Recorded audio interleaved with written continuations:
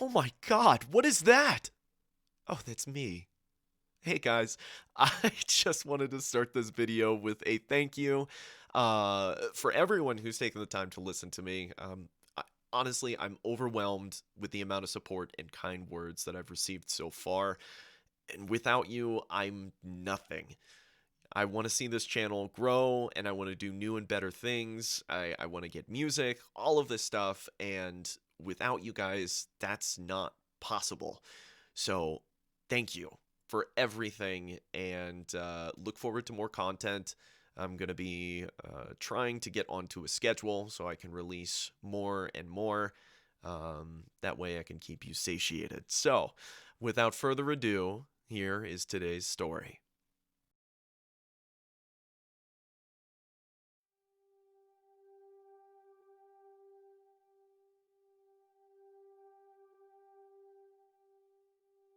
"42 years, 6 months, and 3 days ago on the 5th of September 1977, a space probe was launched from Earth and sent on an endless journey throughout the cosmos. The probe, which was affectionately named Voyager 1, contains a multitude of information regarding humanity, including our language, our art, and in a more metaphorical way, our souls. Today, the little machine is 22 billion kilometers away from Earth, the furthest reach of our species. Though not a manned vessel, it's still a part of us. Despite its distance, we're still keeping in contact with it, and during its journey spanning almost half a century, it has given us an insight into the mysteries of the universe we thought we could only dream about. My own father spent most of his life on the project, and I have since followed in his footsteps. I dreamed about taking over his work even as a 12-year-old kid, and eventually these dreams would land me at NASA's doorstep.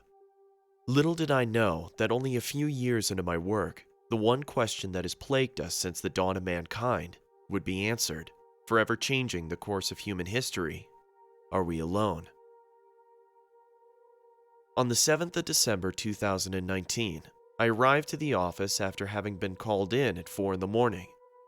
I immediately noticed the panic that had erupted overnight, with my coworkers scurrying around the office, confused, horrified, but seemingly excited about a picture sent from Voyager 1. The monitors that usually displayed little more than numbers and boring graphs now all showed the same singular image, that of a blue planet. I approached one of the screens and studied the photograph.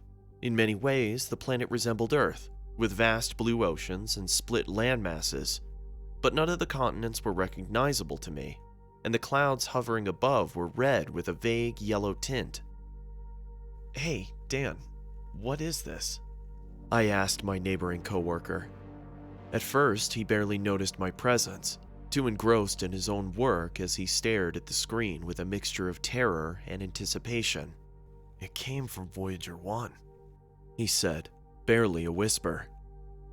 It was a ludicrous statement. The last image sent from Voyager 1 had been received in 1990, the famous pale blue dot, an image we'd posted on the wall of our office for inspiration. Since that fateful day, our engineers turned the camera off to save the probe's memory, assuring we could still receive more valuable data in the future. "Don't be stupid, that's impossible," I said. "They turned that camera off decades ago." Something turned it back on," he said with a shaky voice.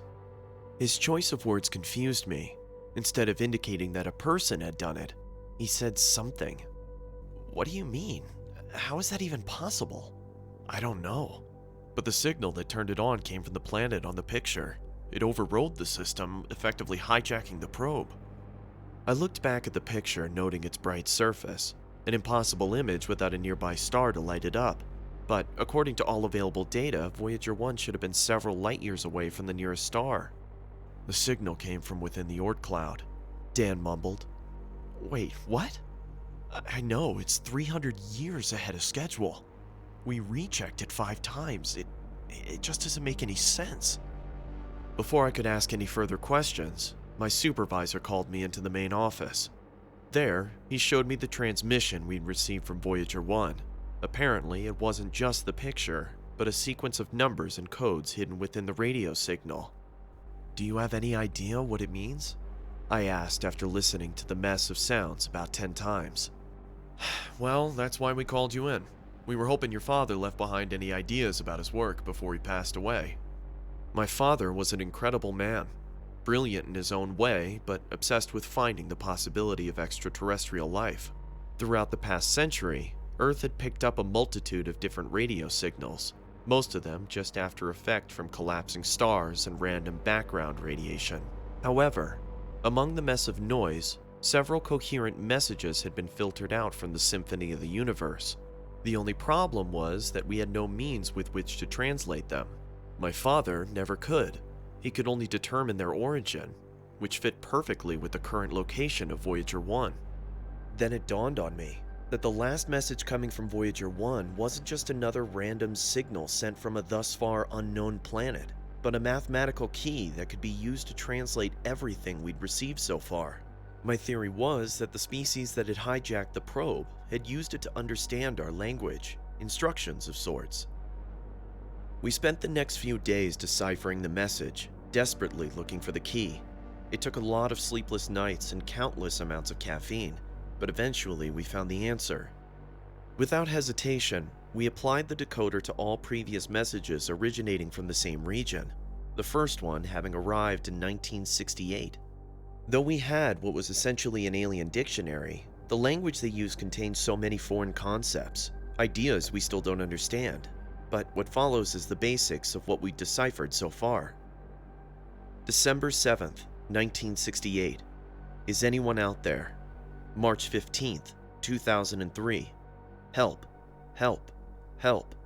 October 23rd, 2010. They are here. September 19th, 2011. We did our best. Sorry. Though the direct messages didn't make much sense on their own, the planet had emitted a continuous signal that seemed to contain a very comprehensive history of their world.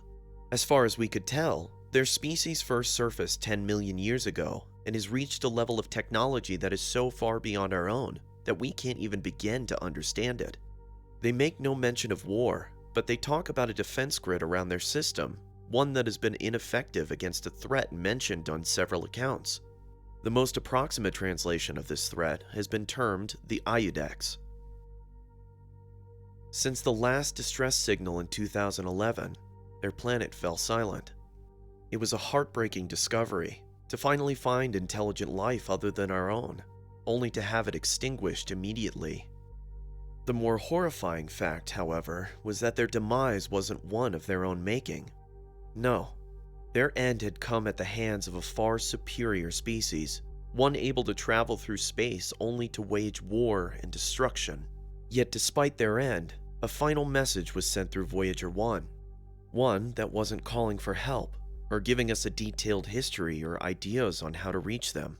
Instead, they left us with a final warning, a simple message and a translation key. All they said was, "You are next."